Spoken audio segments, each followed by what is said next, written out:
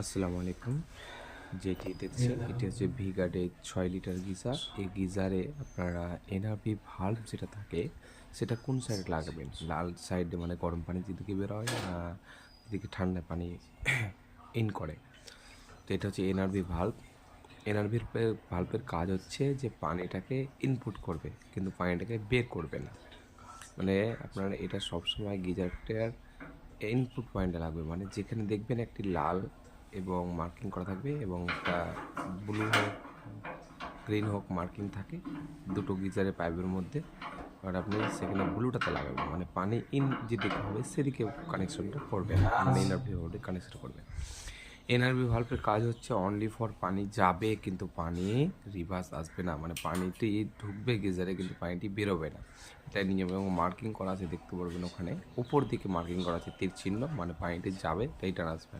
তো ভিডিওটি দেখার জন্য ধন্যবাদ।